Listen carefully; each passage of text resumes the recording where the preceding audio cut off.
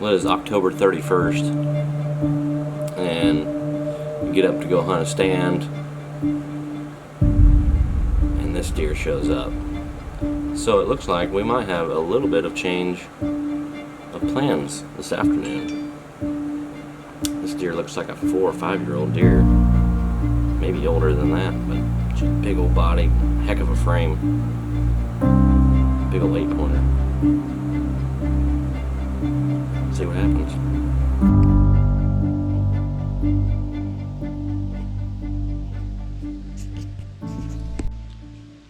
I had to slip in extremely quiet. Rode the bike in. Came up the backside of this ridge. Got a southwest wind and it's just blowing back over the top of this. I've got 3 cell cams up the hill here behind me.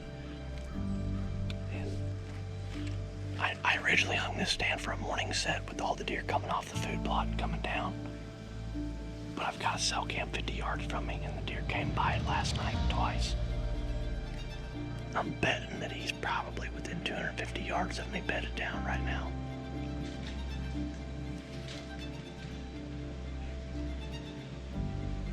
Maybe closer. I just kind of got that feeling.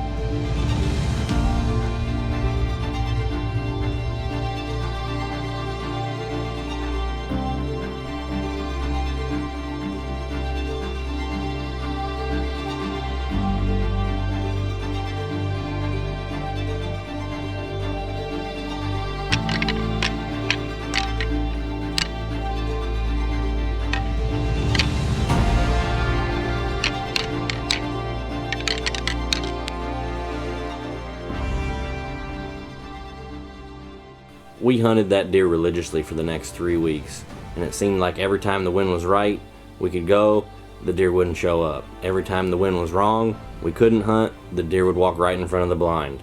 And it's just one of those spots where you can't hunt it hard and you've got to hunt it smart, otherwise you're going to be spooking a lot of deer. And we just didn't want to pressure that deer out of there. And so we just mainly kept tabs on him through the trail cameras.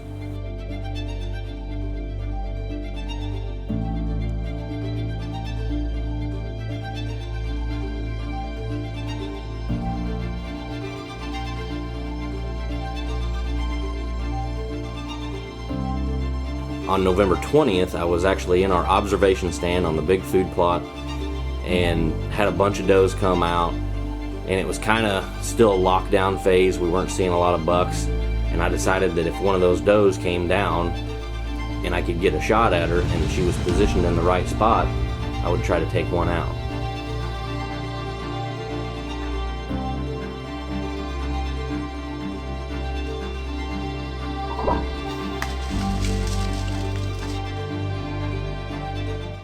That was perfect. November 20th.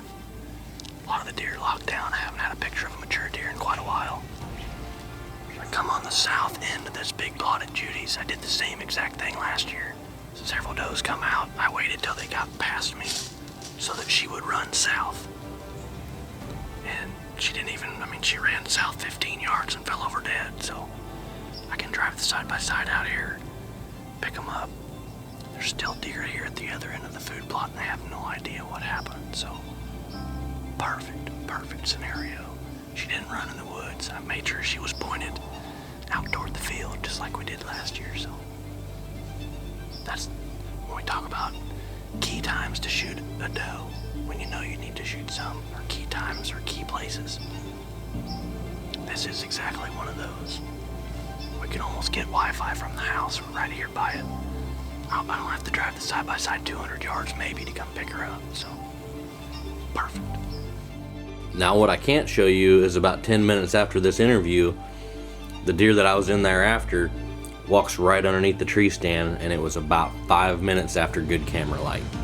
The good thing is he didn't see the doe that was laying in the field. He cruised right on by, walked right by one of our cell cams, and off into the woods he went, and he never knew what happened. We continued to get pictures of the deer just like normal. We just couldn't put the pieces of the puzzle together. And then one day, the pictures just stopped. Just like that, for about 10 days to 2 weeks, we had 0 pictures of him, and I'd kind of lost all hope. We thought maybe, the neighbors might have shot him during gun season. Maybe he went back to his normal home range. We just didn't know. One thing about it is when we get the right wind to hunt that redneck blind, we go in there. Second day of second gun season, I go in there on a whim. We had the wind right, and the third deer in the field, and guess who shows up?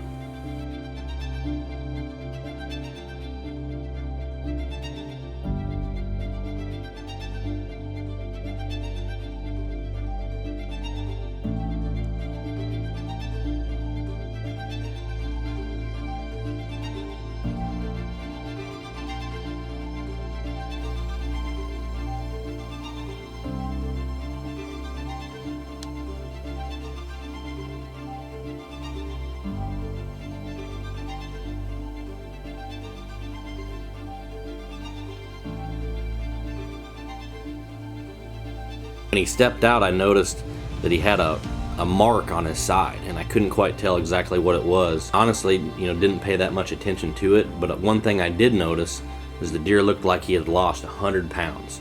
He literally looked like a 3-year-old, not the giant block-bodied, 4 or 5-year-old deer that he looked like back in late October.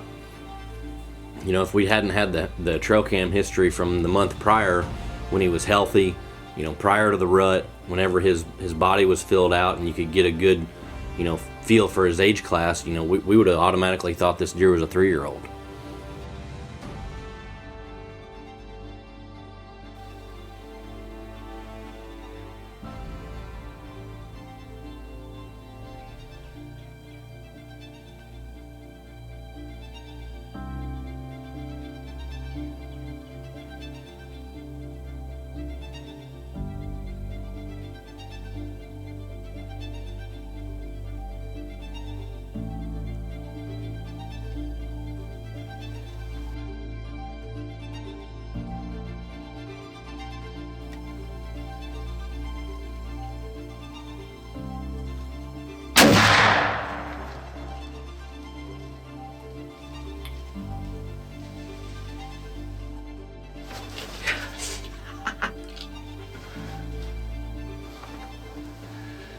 Our number 1 target deer on this farm the whole season.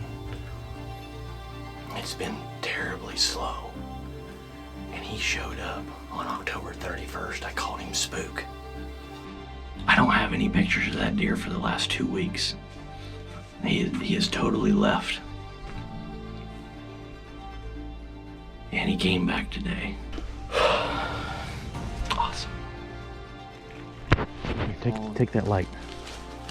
Take that light. So you can look for him with it. There you go. Perfect. Ready? All right, come on, bud. Look down right here. See that? See that blood? What is that? Good blood. Okay, now you gotta look for more and we follow that blood. Okay? Keep walking.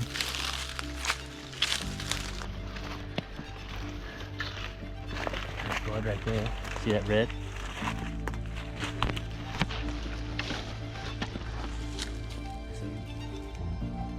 Keep going. Keep walking. Keep walking. Keep walking.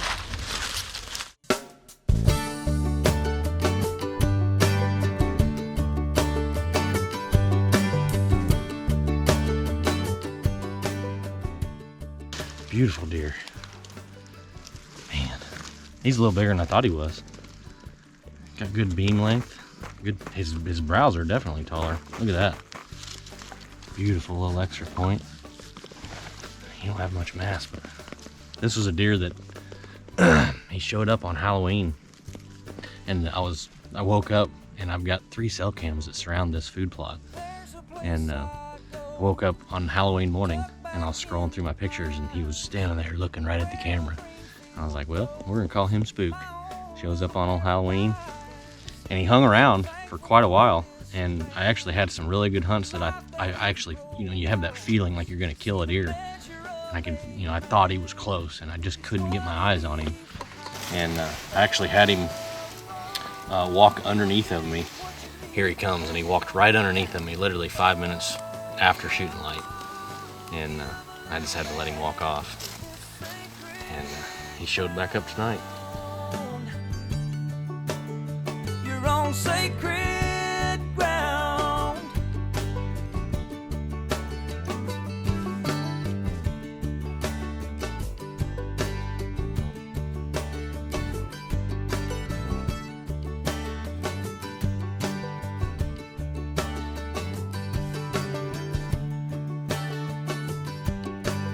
Perfect right behind the shoulder, 20 gauge.